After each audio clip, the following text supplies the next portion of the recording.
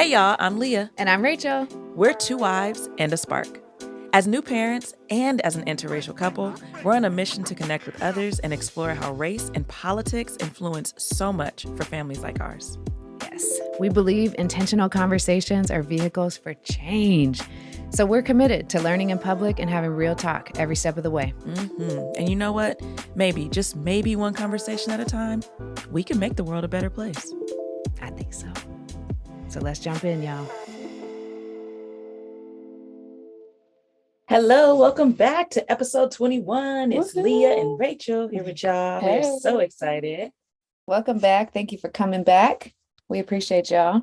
Woo, we are back to where we originally started, back to our roots, back in the closet. For those of you who have been following us since season 1, you know that season 1 was recorded in the closet. Then for season 2, we moved over to a studio. And now that we are doing interviews and we have our amazing daughter, season 3 somewhat is done in the studio and somewhat is done whenever we have time and a sitter. And yeah, childcare coverage, you know, it's just a whole new world that we're balancing. I think the balancing act is real. And so we're just squeezing in time where we can with y'all. In this particular week, it is very telling because we just survived the ice storm of Texas and like we lost power for 2 days. So we were staying with my mom. It's just a lot of things have been going on. So we are just happy to be here, but it's kind of miraculous that we're going to make it in time for our deadline. For this week. So forgive us, judge us not with your hearts. It's okay to judge us with your minds. We want to also acknowledge, just to that same point in that same vein, if you're caught up with season 3 and you've been listening to all the episodes, we've had some incredible folks that we had the chance to interview. And you also might have noticed some sound glitches, which just goes back to what we were just talking about around like, sometimes we're recording in the office, sometimes we're recording in the closet, sometimes we're in the studio. So we are piecing together some things. We do apologize for that sound. And it's just like such a metaphor for parenting, I think, because there's no way to do anything perfect as parents. And so I think it's actually really kind of perfect in a lot of ways that we have been so imperfectly here in season 3 because we're learning a lot. We had glitches with our headphones last time. We had, it's just always something. But I feel like that's life as a parent. You just never know. Right when you think you're prepared, some curveball comes. And so, to be honest, we just are committed to learning and getting better each week. But I want to work on not apologizing because I'm trying to own, like, as a recovering perfectionist, I think it's so easy for me to get in my head about, I don't know, overthinking it or over apologizing for stuff. So that's fair. I just want to acknowledge that we also know, I've listened to things before and been like, did they know that we could hear them chewing in the episode? Like, that's true. So I'm just acknowledging, we know. We do. And if you didn't hear it, move forward. There's no need to go backwards. That's beautiful. That is a gift. If you didn't notice the little things, that's a good point. I appreciate it. We could be on 2 different pages, so that's totally fine. But I do think you're right about just like this being the season of life that we're in, and nothing can be overly planned. You obviously have to have some roadmap of where you're going, but we have a lot on our plates right now. We're juggling a lot, and I think that's the gift of living these full lives. That's right. And celebrating all the beauty that comes with that. Our little one just turned 1. She did.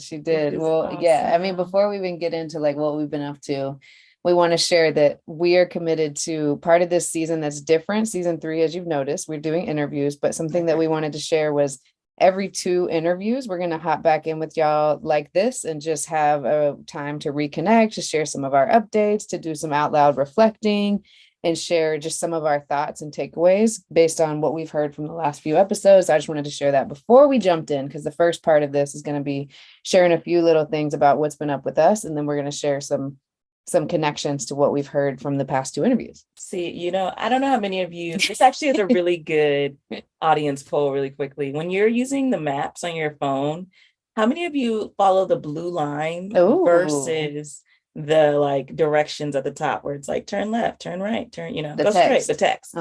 Because clearly Rachel and I both have the same map in front of us, but are reading it totally differently. Her use.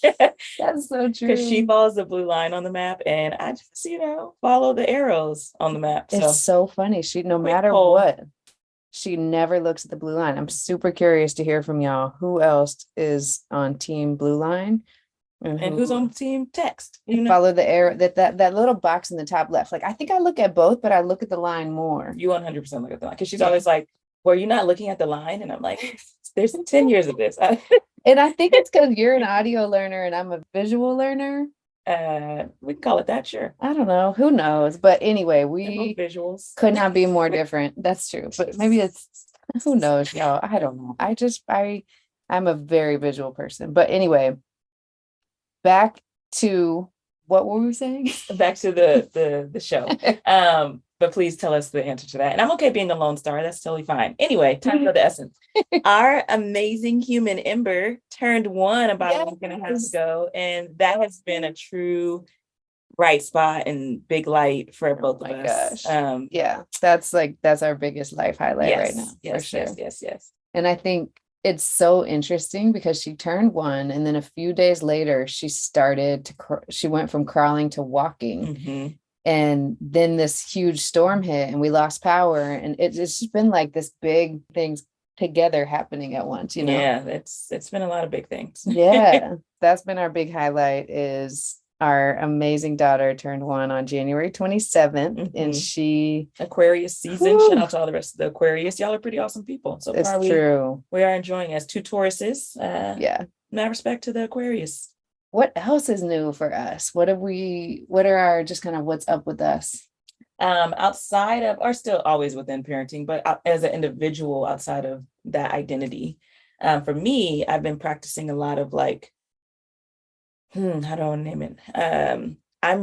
This is the first time I think I have ever had the chance to really, without a lot of noise, without a long to-do list, consciously hear my body telling me it needs me to pay attention to it.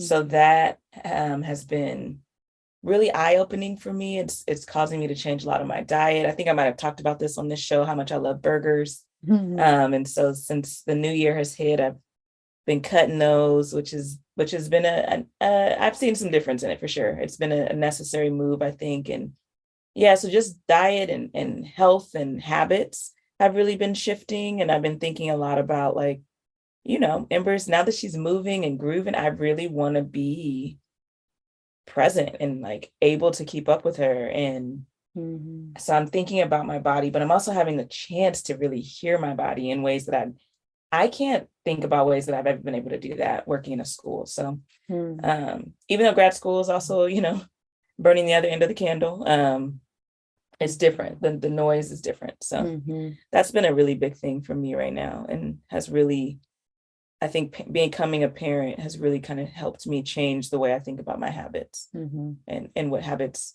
are really serving me as an individual, but now in all these new identities and which ones aren't. Yeah. It's interesting that it coincided with the new year. Was that like a conscious thing? No, I'm very clear about why that happened.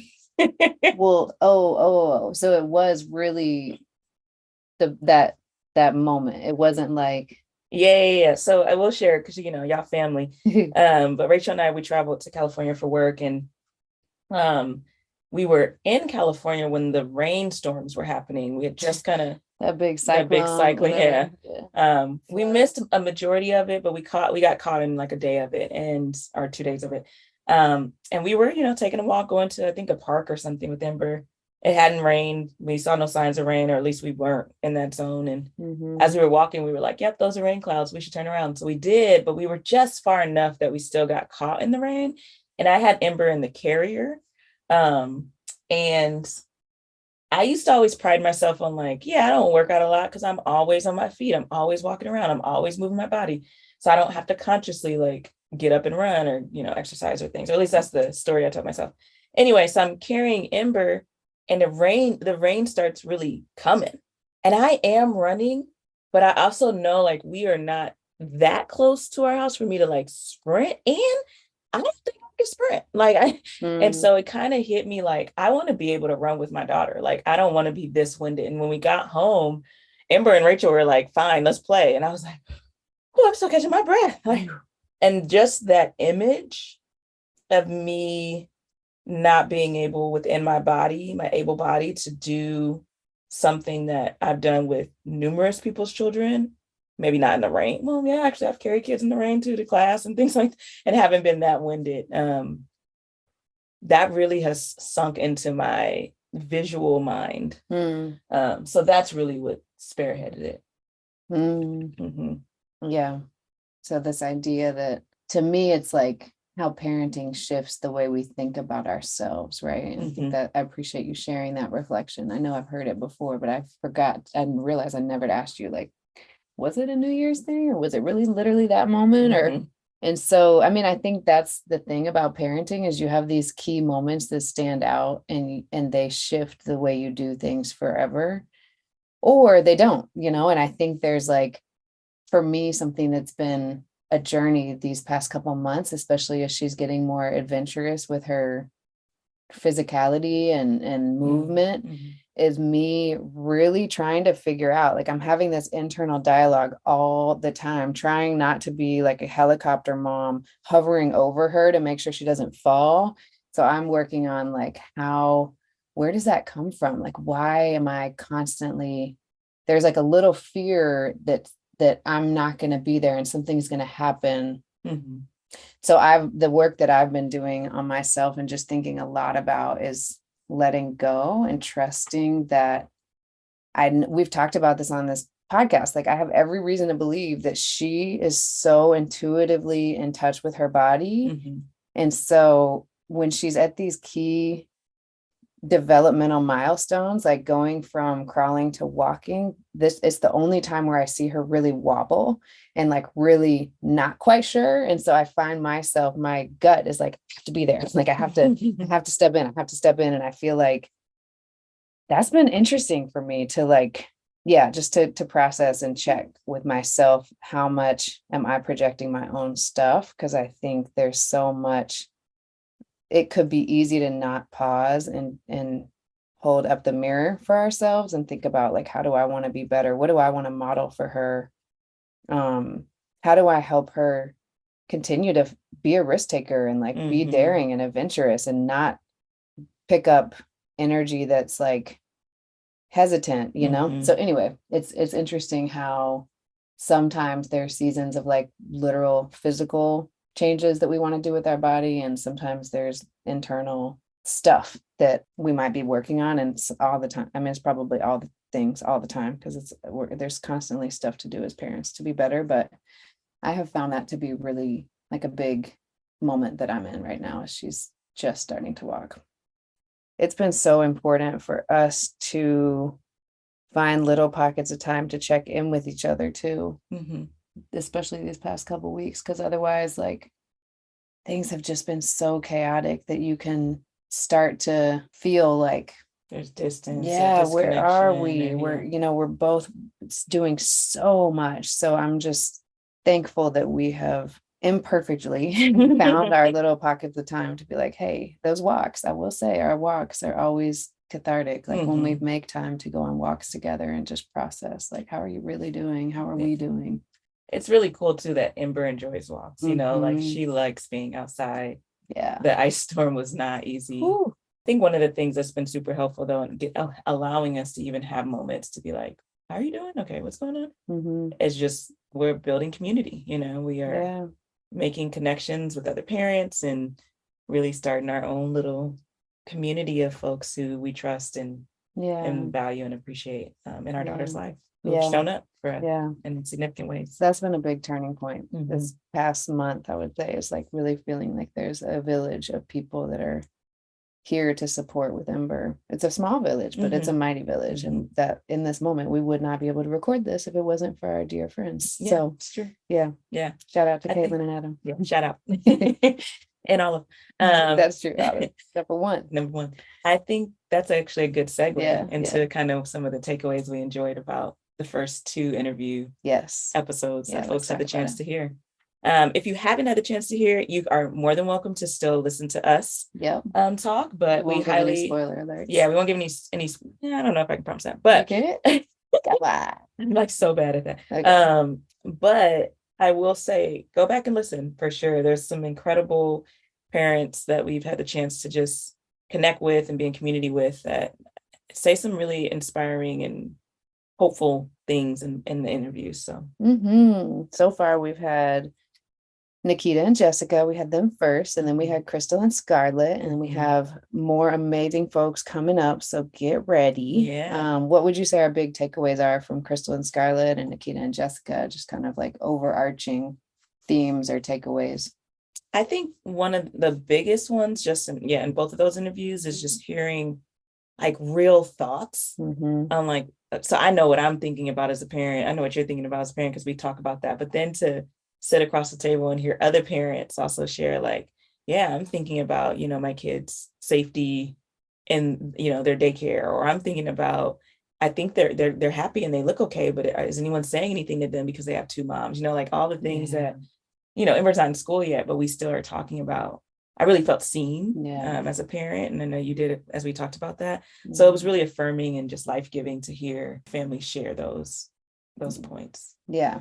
Our big mission with this podcast is to build community while having conversations, in hopes that our story might spark something for someone else and ultimately make people feel less alone. And certainly just so far with the episodes we've done, I have super appreciated just that feeling of like, okay, we're not alone. Like they're grappling with that too. And we have shared experiences, although we're so different. It is so powerful and validating and affirming to hear other folks who have either thought about similar things as you, that, it's been really powerful. And I'm super thankful for the 4 folks who have already talked to us and all the folks who are on the horizon that we are just thrilled to share with y'all some of the conversations. I mean, it's such a gift. It really is such a gift.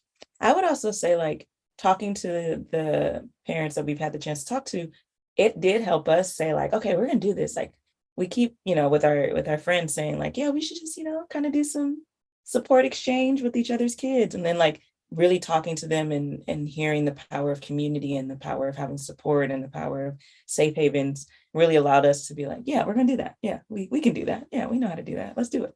Yeah, it's like it takes courage, I would say, to get out of your shell and to, extend the olive branch or say, hey, would you be down to talk to us? Or, hey, would you be down to go to the park together? Hey, like it takes a little, you have to step out of the box. It's a little vulnerable to like put yourself out there. Yeah, that's a really good point. Because I think the more you do something, the easier it gets, right? And I think there's some metaphor for it, but I cannot think of it right now. Anyway, I think it has been really empowering to just see how much people are open to that connection, and how at the end of the day everybody wants to feel seen and heard, and everyone wants to feel less alone, and most people really do want to help others that have similar experiences. So it's just been really cool. I am so thankful, and I think like the importance of community has been a theme in all these conversations, where everybody said, hey, my community might be small,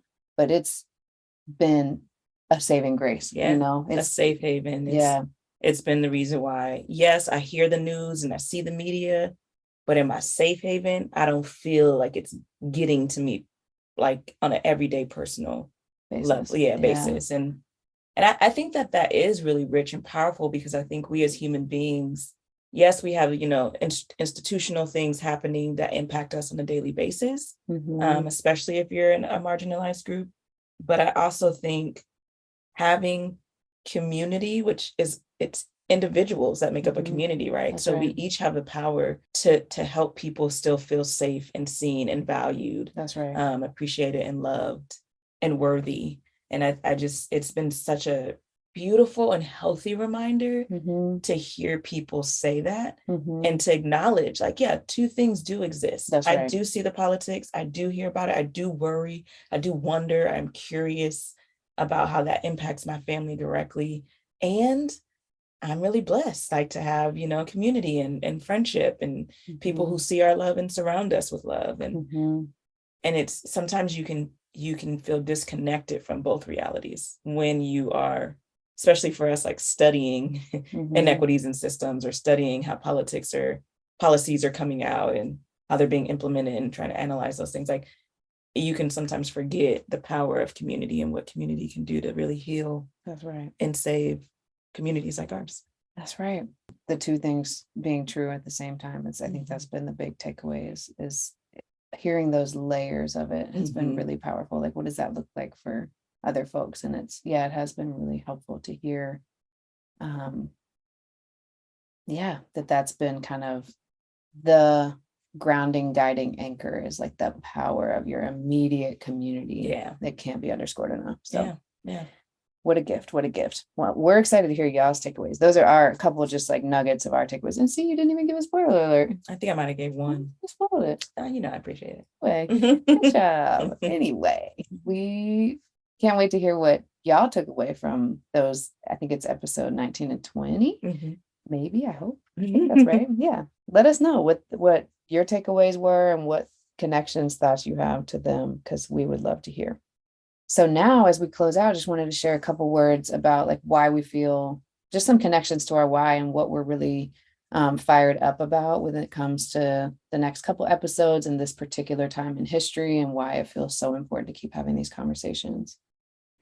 Yeah, I mean, I think as we are both, our legislators is currently in session, and this is the first time I think we've actively been trying to pay closer attention while it's starting and not after we kind of hear things. And every day the number of anti-LGBTQ plus bills, that number goes up, the things that are being introduced. And while it might be things that are being introduced and haven't been acted on yet, the introduction is an action. And it gives power and energy to more people to continue to I think fire off hatred and ignorance, I think, is what really it boils down to for me. And when you think about, so that's in Texas, but then when you think about the numbers in the US, it's 262 anti-LGBTQ plus bills currently being introduced in the US. So I just 262.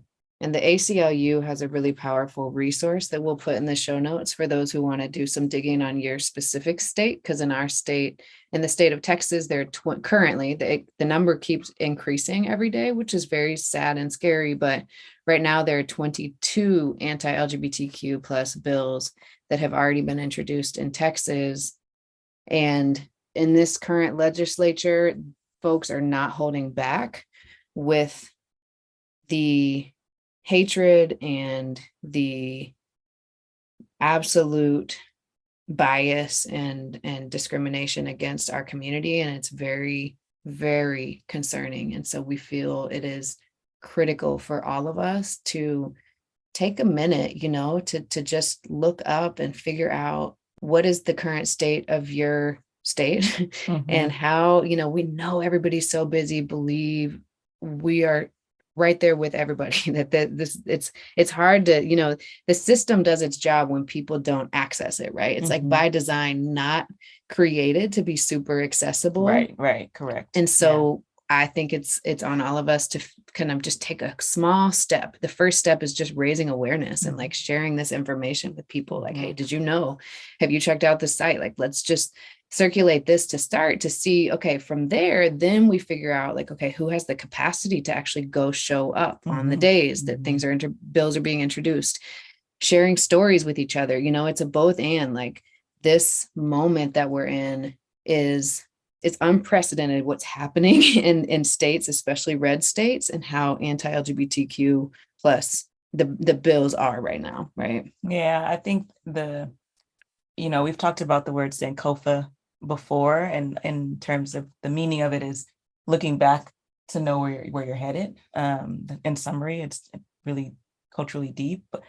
And I think what I think is happening right now is learning the fight and learning the history of how far we've come and what our ancestors and our community did before to get us to where we are, and continuing that march, right? Like not letting, we let certain things get stripped away, that fight becomes that much harder. And I think sometimes when we don't look back at what we fought for, we're living in the privileges of it. And so it can be easy to think, well, this is just how it is, where it's like, no, people fought for us to even have these rights, right? And if we start letting bills get introduced at this level, then they are, you know, turning into committees next, and then going from committees to votes, and then going from votes to action. And so it's going to take our voices and our presence and our awareness to stop that from happening, and our remembrance that we are not even here by accident. Many people fought for us to even have the privileges we have now. Yeah.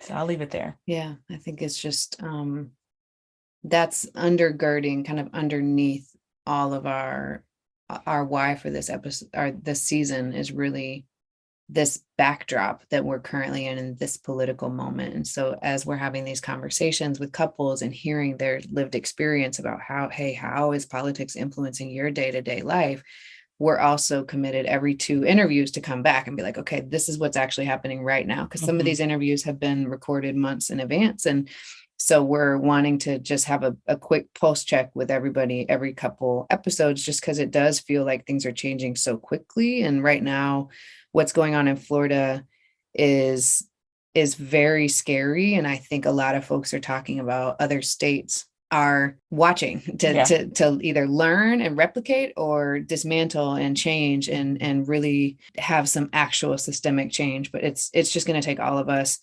doing our part and learning and listening and connecting feels like the first step that feels really important. Right. Yeah. So that is what's on our mind. That's what's been swirling around in our heads. I know there's no like major arc and beautiful beginning and end of this episode, but I think we just really wanted to reconnect with y'all and have a minute to share some out loud reflections. Yeah, you know, and that's what this space is originally always designed for. And so I think honestly, always coming back without it being super detailed or fleshed out or, you know, well written, which this is our train of thought, and we shared with you, and we look forward to hearing your reflections and your insights and your thoughts.